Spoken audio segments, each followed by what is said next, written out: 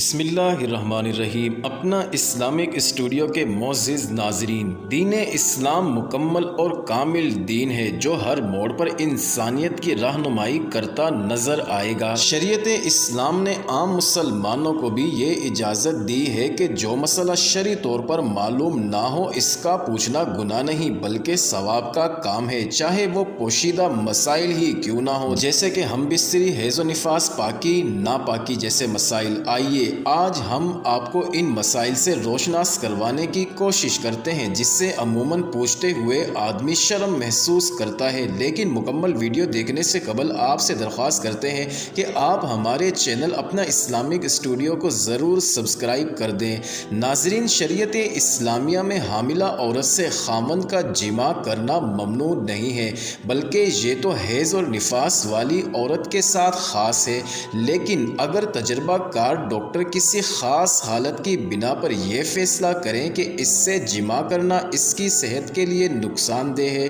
تو یہ حالت خاص ہے، اس پر قیاس نہیں کیا جائے گا۔ ہر وقت اور ہر حالت میں بیوی سے لطف اندوز ہونا جائز ہے، الا یہ کہ جس سے شریعت نے منع کیا ہے کہ دوبر میں وطی کرنا حرام ہے، اور اسی طرح حیض یا نفاس کی حالت میں بھی جماع کرنا حرام کیا گیا ہے۔ رہا مسئلہ حاملہ بیوی کا، تو اس سے جماع کرنے کی حرمت کی کوئی دلیل نہیں، لیکن اگر خدشہ ہو بچے کو ضرر و نقصان پہنچے گا، اور اس ضرر کا اندازہ بھی تجربہ کار لیڈی ڈاکٹر ہی لگا سکتی ہے۔ اللہ سبحانہ و تعالیٰ کا فرمان ہے، تمہاری بیویاں تمہاری کھیتی ہیں، تم اپنی کھیتی میں جہاں سے چاہو آؤ، سورہ بقرہ آیت نمبر 223۔ حافظ ابن کثیر رحمۃ اللہ علیہ کہتے ہیں، ابن عباس رضی اللہ تعالی عنہما کا کہنا ہے، الحرث یہ بچہ پیدا ہونے کی جگہ ہے تو تم اپنی کھیتی میں آؤ، یعنی جیسے چاہو آگے سے یا پچھلی جانب سے، ایک ہی جگہ یعنی بچہ پیدا ہونے والی جگہ میں، جیسا کہ احادیث سے ثابت ہے۔ دیکھیے تفسیر ابن کثیر جلد نمبر 1 صفحہ 588۔ سوال: حمل کے عرصہ میں خاوند کے لیے بیوی سے کب جماع سے اجتناب کرنا واجب ہوتا ہے،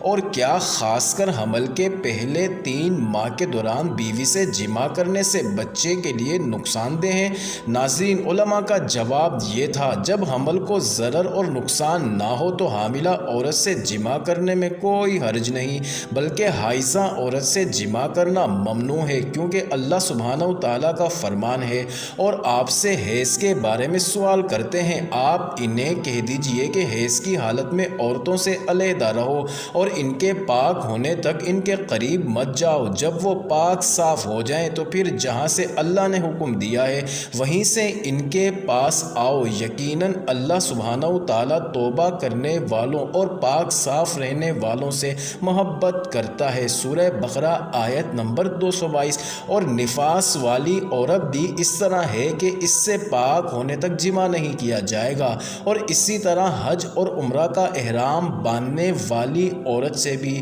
ناظرین، یہ ان باریک اور پیچیدہ مسائل میں سے باتیں کوٹ کی گئی ہیں جن کو پوچھتے ہوئے اکثر لوگ ہچکچاتے ہیں۔ امید کرتے ہیں کہ آپ کو یہ ویڈیو ضرور پسند آئی ہوگی، تو آپ ہمارے چینل اپنا اسلامک اسٹوڈیو کو ضرور سبسکرائب کریں، مزید انٹرسٹنگ ویڈیوز آپ کو ملتی رہیں گی۔